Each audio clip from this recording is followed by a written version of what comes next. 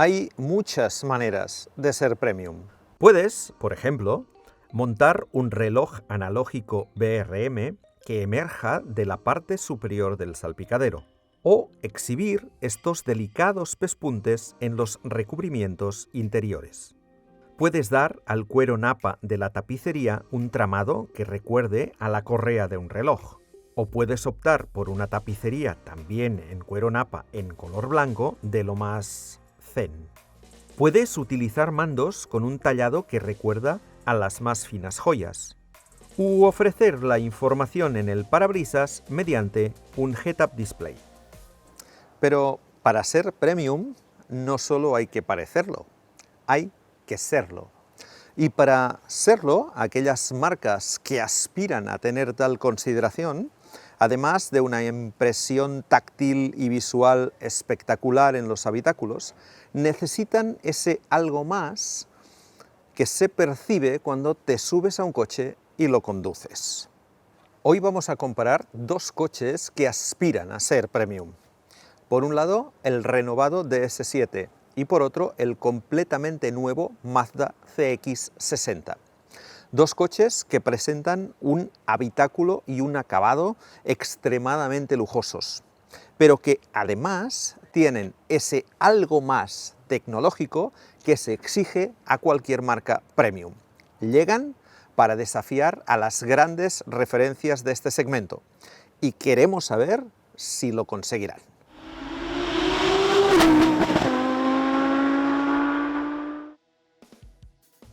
Vamos a echar un vistazo a estos dos coches porque estéticamente se desmarcan del resto. El Mazda es un modelo completamente nuevo, pero que no esconde que es un Mazda. El diseño del Mazda es claramente el de un SUV, con esta parrilla también muy grande y con los faros que siguen esta línea junto a este marco cromado tan grande que lo que hace es vincular ambos elementos, es decir, la parrilla con el faro. Un faro que además es relativamente pequeño para lo que se estila actualmente. Pero lo más peculiar del Mazda es el lateral. Las proporciones son distintas, con un capó muy largo, porque lleva los motores longitudinales y la cabina está muy retrasada. El montante trasero es muy grueso y no tiene los elementos en negro tan habituales en un SUV. En este coche, tanto los pasos de rueda como los bajos de caja van pintados en el mismo color de la carrocería. En la parte trasera tenemos unos pilotos muy horizontales y hay mucha chapa, mucho color rojo a la vista. Esto está premeditado, se busca en cierta manera una sensación de robustez.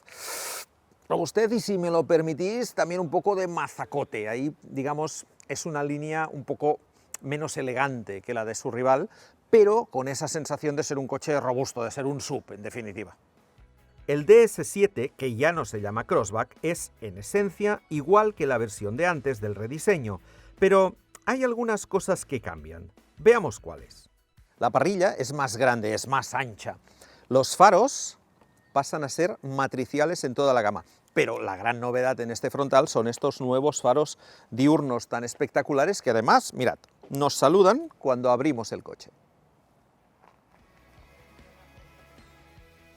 En el lateral, nada que destacar, más allá de las llantas de 21 pulgadas, muy expuestas a los golpes, por cierto. Detrás sí que hay novedades. El portón es nuevo. Los faros tienen un diseño diferente del que tenían hasta ahora y cambian los logotipos. Ahora nos queda muy claro que seguimos a un automóvil fabricado por la marca DS Automobile. ¿Qué tenemos? Que es un DS7 y además que es un iTense 4x4.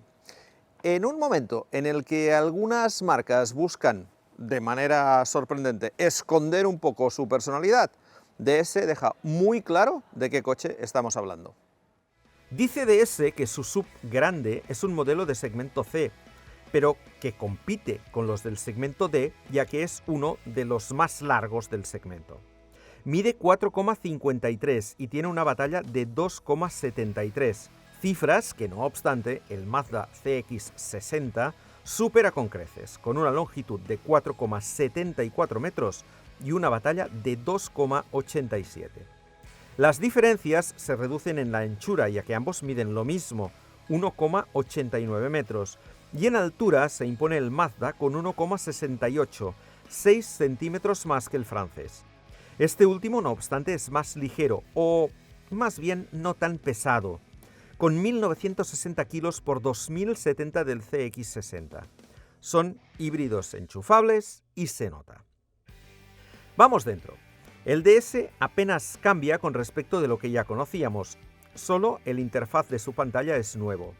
Se hereda del DS4 y tiene más funciones y unos menús más rápidos y mejor presentados y estructurados. Además, ha ganado en conectividad y tanto Apple CarPlay como Android Auto son ahora inalámbricos. El acabado del DS es un poco más estridente. El reloj, estos mandos, este acabado metálico, da la sensación un poco de que sí, de que es eso que busca la marca, ¿no? Ese lujo a la francesa, pero un poco al estilo de un Chanel o de un Louis Vuitton, da la sensación en algunas ocasiones de que parece pensado más para clientes de otros lares que para los europeos. Además tenemos el volante achatado y tenemos poquito, pero algunos sitios donde el que permanece es todavía el negro piano. Finalmente, otra reflexión. A DS le da a veces por poner las cosas donde le parece. Y eso es un poco peculiar, porque tienes que adaptarte. Por ejemplo, aquí, donde normalmente estarían los warnings, está el botón de puesta en marcha. Los elevalunas, en lugar de tenerlos en las puertas, los tenemos aquí, en la consola central. Y finalmente, una última reflexión. Tiene un cargador de móviles, pero si tenéis un iPhone grande y lo colocáis aquí, no os acabará de entrar. Es curioso, pero hay que quitarle la funda. Los que tengáis un iPhone con funda no lo podréis cargar si no lo quitáis y lo colocáis así. Ahora sí que entra. El Mazda tiene un diseño más convencional y menos recargado, con menos filigranas y con todo más o menos en su sitio. El volante tiene regulación eléctrica y calefacción. Los mandos de la climatización siguen siendo físicos y la pantalla no es táctil, de manera que se mantiene el botón tipo dial para interactuar con los menús, ya que Mazda considera, y no podemos estar más de acuerdo con ella, que es más fácil y obliga a apartar menos la vista de la carretera esta fórmula del botón que el toqueteo de pantalla para cualquier cosa. El volante es redondo. La instrumentación es digital, de acuerdo, pero tiene una presentación similar a la de una instrumentación convencional de las de toda la vida. Estos acabados en madera son estupendos y además son en madera, no son en negro piano. La verdad es que la sensación aquí dentro, aunque el coche sea un poco más clásico en su presentación, es que no estamos en un coche de marca generalista. Todo lo que tocamos, todo lo que es visual, es de una calidad de coche premium.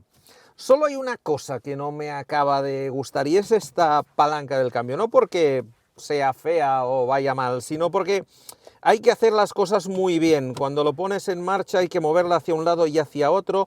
Es desde la N que hay que meter la posición de parking. Si no tienes la posición de parking puedes parar el motor, pero luego cuando lo vuelves a poner en marcha no funciona porque tendría que haber estado en parking, tienes que ponerlo en parking. La verdad es que es un poco un lío y a mí me gustan las cosas un poco más sencillitas. Lo que pasa es que en aras de la seguridad esto es lo que hay y esto es lo que habrá en todos los coches.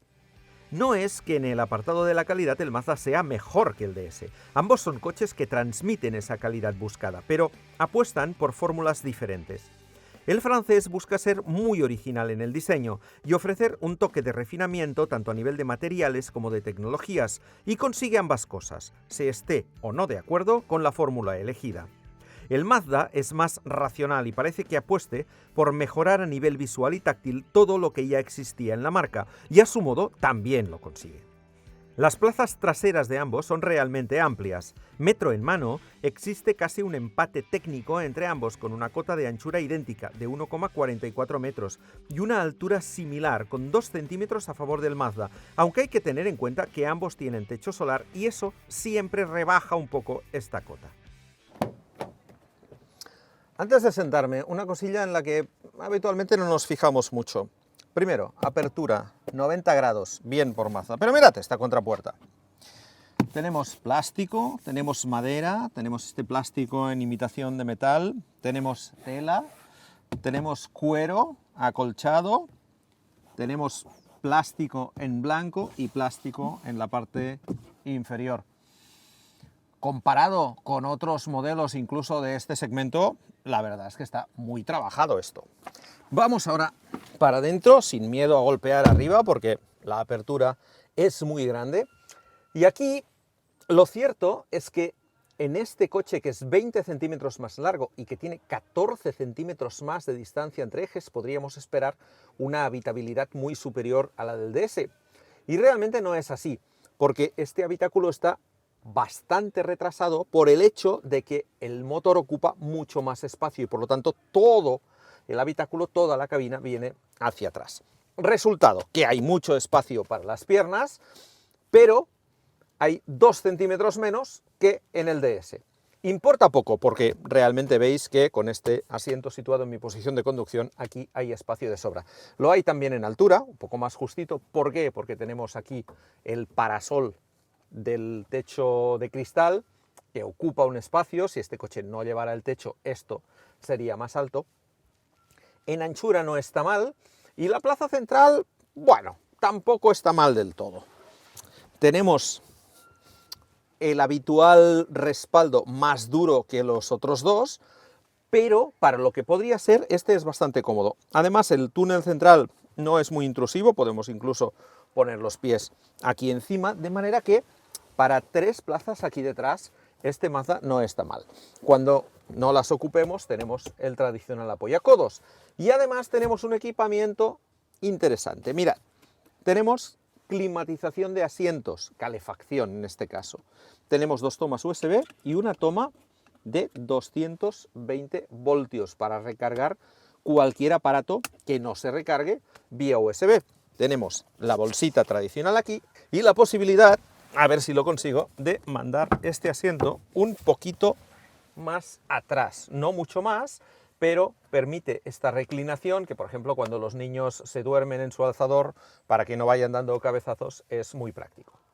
En el DS la puerta abre un poquito menos, hay menos ángulos. Y ya que nos hemos fijado antes en cómo estaba hecha la contrapuerta, echemos un vistazo a esta, que también es multimaterial, con plástico encima, cuero en esta zona, metálica aquí, negro piano aquí, un poco de acolchado.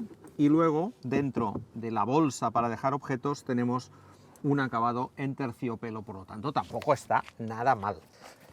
Una vez dentro y entrado, habéis visto, sin ningún problema para golpear en la cabeza, me encuentro con un espacio que, a pesar de que este coche tiene menos distancia entre filas, tengo más espacio para las piernas, en concreto 2 centímetros más. Puedo poner, eso sí, menos los pies por debajo. La plaza central es mejor en algunos aspectos, como por ejemplo la posición de los pies, porque no hay túnel de transmisión, pero en cambio este mueble que está aquí en el centro es muy intrusivo. Pero lo peor de todo es atrás. El respaldo en esta plaza central es mucho más duro que los 2 exteriores. Y además, fijaos que comparado con este apoyacabezas o con el mío, este del centro es un poco casi como si fuera de la señorita Pepis. Vamos con el equipamiento. Tenemos el apoyabrazos, tenemos un climatizador para estas plazas traseras con pantallita, que está muy bien, tenemos 2 cargadores de USB y lo que perdemos es la calefacción de los asientos.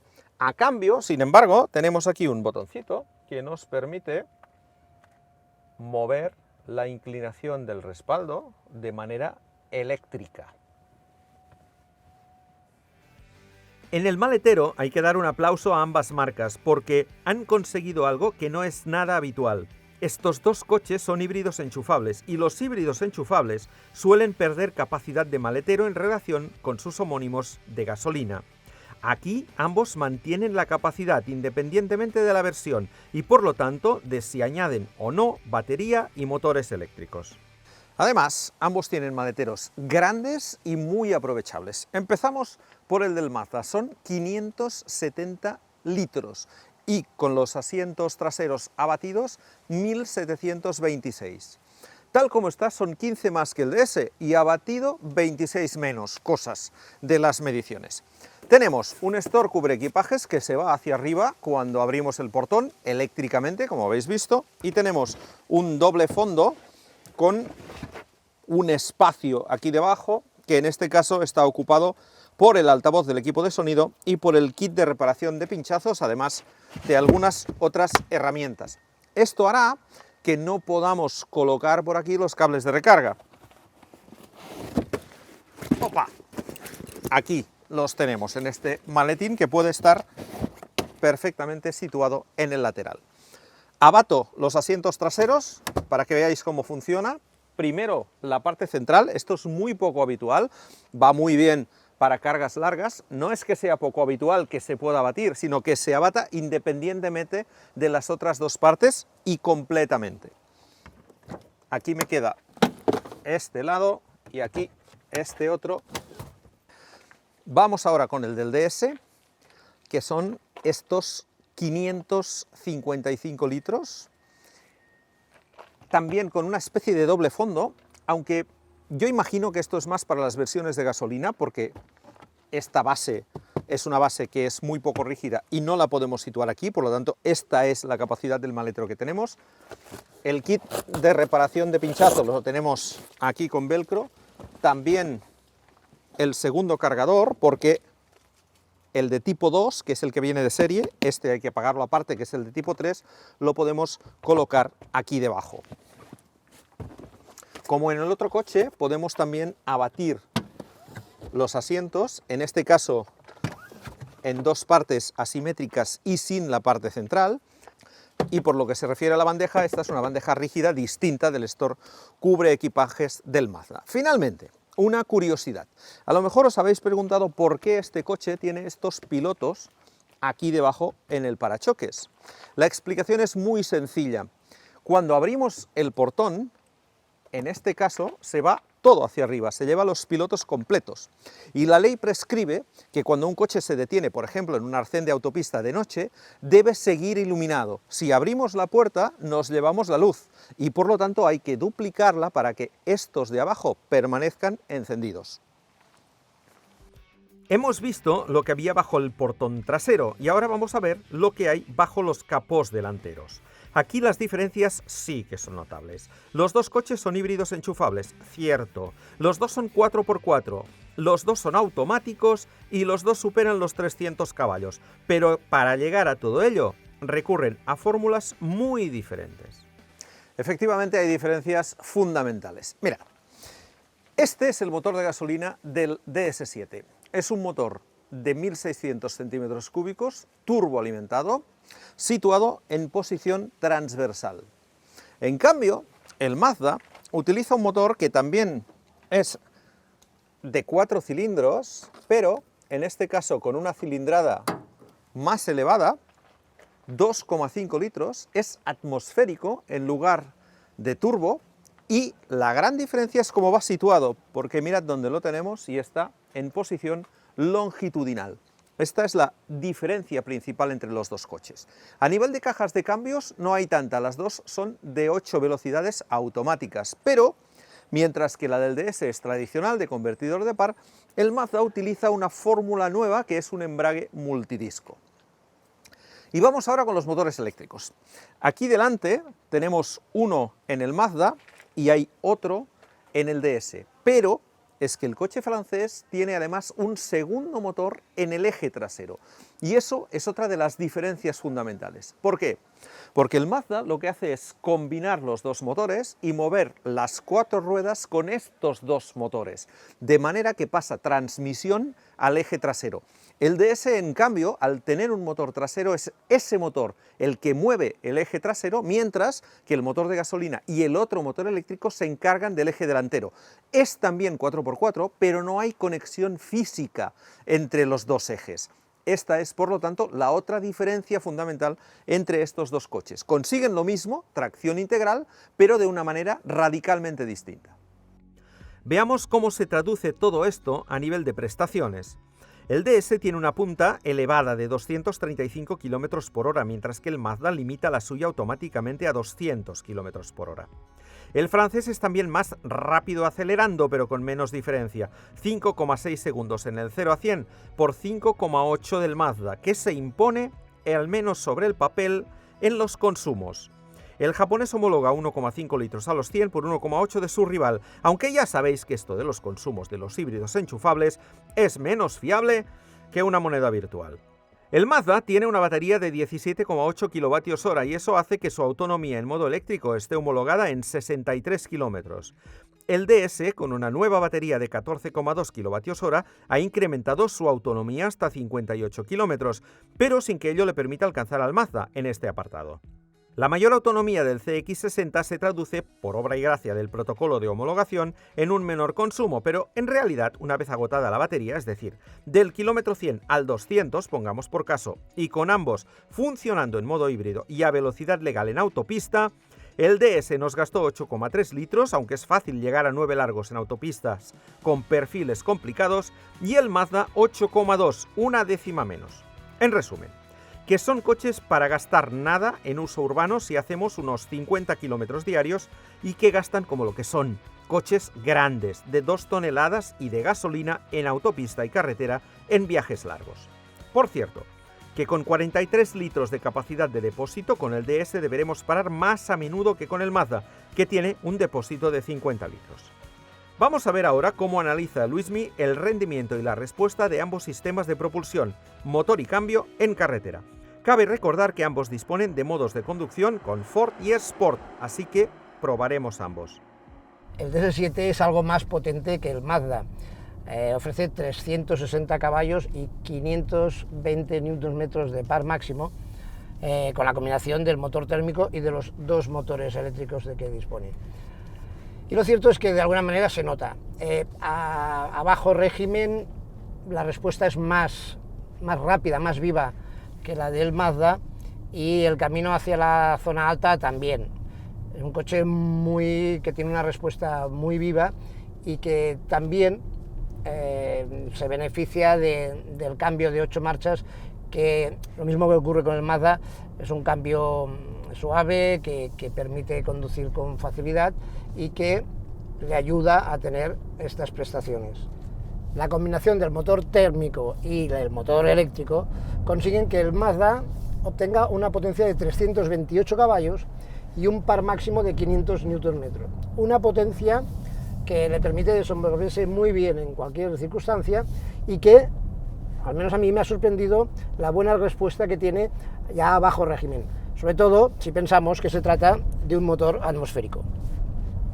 Esta buena acción del motor va acompañada de una caja de cambios de 8 velocidades con embrague multidisco, que también ofrece una muy buena suavidad, una buena respuesta, muy práctico para circular por ciudad, por carreteras rápidas, y que, por contra, como es habitual en este tipo de cambios, en carreteras reviradas no es tan perfecto como en otras zonas, porque en algún momento mantiene una marcha o entra una marcha cuando no lo deseas antes de llegar a un viraje, pero, en fin, pensamos que son coches pensados más para viajar por zonas rápidas, por autopistas, que no por carreteras muy reviradas buscándole las cosquillas. A nivel de chasis, muchas diferencias. El Mazda estrena una plataforma nueva de tracción trasera con motores longitudinales y, como algunos de los que llegarán en gasolina y diésel son de 6 cilindros en línea, eso explica su largo morro, ya que hay que hacerles hueco. Es un modo también de expresar sus intenciones premium: chasis de propulsión posterior, aunque esta versión sea 4x4, motores longitudinales y una suspensión de paralelogramo deformable en ambos ejes, la mejor posible, aunque sin amortiguación pilotada. Tiene, eso sí, un sistema de vectorización del par que evita el subviraje. Veamos qué le ha parecido todo ello a Luis Miguel. En mi opinión, donde mejor se encuentra el Mazda, donde más destaca, es en vías rápidas y autopistas, porque ofrece un gran confort y una rodadura muy suave y silenciosa.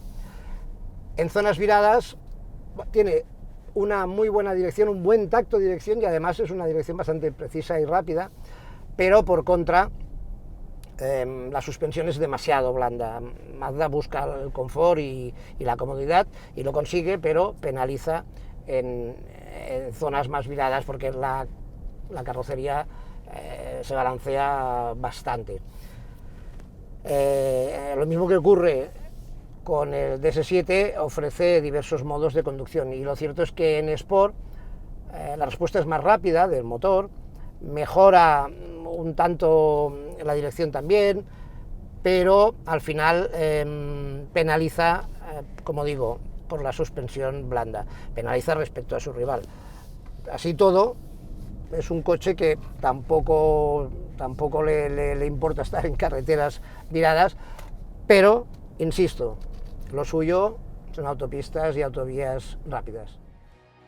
El DS, por su parte, recurre a un chasis más convencional de tracción delantera que pasa a ser 4x4 por la acción del motor eléctrico trasero. La suspensión posterior, no obstante, es también de paralelogramo deformable y sobre todo el francés monta una suspensión activa que se endurece en el modo Sport y que es capaz de leer la carretera mediante una cámara frontal para adecuar la respuesta de la amortiguación a las irregularidades detectadas. Parece ciencia ficción, pero funciona, ¿verdad, Luismi? Pues sí, es curioso, porque conduciendo en confort, que es con un tarado blando, es verdad que vas viendo la carretera, depende cómo es la carretera, el coche prácticamente se va adaptando, parece que se va moviendo un poquito solo, ¿no? Y bueno, es una buena solución. Después, cuando ya ponemos el modo Sport, la suspensión se endurece siempre, la dirección también, y bueno, el comportamiento del coche, la verdad, en zonas viradas es sorprendente y en mi opinión muy bueno. Pues un coche que pesa mucho, casi las 2 toneladas, y sin embargo toma las curvas de una forma bastante plana, la carrocería balancea poco y lo cierto es que ha tenido una respuesta, a mi modo de ver, muy buena. También es verdad que dispone de llanta de 21 y en este caso como un perfil, un neumático muy bajo. Ambos coches están claramente orientados al confort de marcha. Esto resulta evidente nada más conducirlos. Pero ojo, porque en el DS se matiza un poco el planteamiento inicial del coche. Esta versión híbrida enchufable de 360 caballos, a diferencia de la ya existente de 300, tiene vías más anchas, una altura al suelo rebajada en 1,8 centímetros, frenos delanteros de 380 milímetros de diámetro y llantas exclusivas de 21 pulgadas. El Mazda monta llanta 20 y sus frenos delanteros son más pequeños, de 247 milímetros, pero compensa con unos frenos traseros más grandes que los del DS y también ventilados. DS es una marca premium, lo ha sido desde que nació y no esconde su idea de serlo, ofreciendo tecnologías que ninguna otra marca de Stellantis tiene y un programa Only You de servicios exclusivos para sus clientes. Con el rediseño añade un acabado ópera, el de nuestra unidad, que alcanza en esta versión de 360 caballos un precio de 69.750 euros, que suben a 70.550 al añadir la pintura metalizada. El equipamiento es cerrado, lleva todas las ayudas a la conducción imaginables, la tapicería de cuero, la suspensión activa y el techo panorámico, entre otros elementos. Este mismo motor, en acabado Performance Line Plus, cuesta desde 64.900 euros y hay un DS7 Diesel en acabado Bastille desde 42.800. El Mazda es más barato, al menos de salida. Tiene 32 caballos menos, un motor eléctrico menos y la marca no se las da de premium, sino de la más premium entre las generalistas, que no es exactamente lo mismo. El precio de esta versión tope de gama Takumi es de 59.215 euros, 10.500 menos que el DS. Pero si igualamos el equipamiento del francés con los paquetes Convenience and Sound, con la cámara 360, el portón eléctrico, el cargador de móviles y el equipo de sonido premium, y el paquete asistencia con el control de crucero adaptativo, faros matriciales, asistencia de frenada marcha atrás, y le añadimos el techo y la pintura, nos vamos a 66.115 euros, que son 4.300 menos que el DS.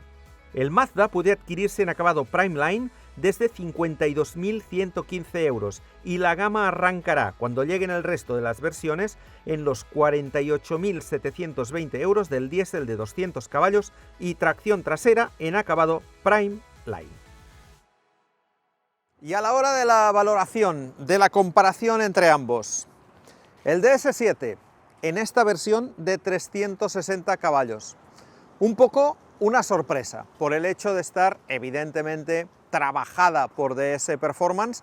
Nos encontramos con un coche mucho más dinámico de lo esperado, con más potencia que el Mazda y con un comportamiento dinámico por el conjunto de suspensión, de ruedas que monta, de afinamiento del chasis, muy superior en cuanto, insisto, a deportividad que no el Mazda. No obstante, el Mazda, que es un coche más grande y en cierta medida más estatutario, ofrece un mayor confort de marcha que el DS, que ya es raro teniendo en cuenta la filosofía de la firma DS. En cualquier caso, es también un coche más barato. Con un equipamiento igualado, el Mazda sale más económico. Y esto también es, evidentemente, algo a tener muy en cuenta. Yo lo tendría difícil para decidirme. En cambio, tendría mucho más fácil de darme de alta en Twitter, en Facebook, en TikTok, en Twitch, en YouTube y en Instagram, porque Coches.net ahora mismo está en todas las redes sociales. Os esperamos en cualquiera de ellas. Y aquí, en YouTube, esperamos vuestros comentarios sobre estos dos coches que hemos comparado hoy.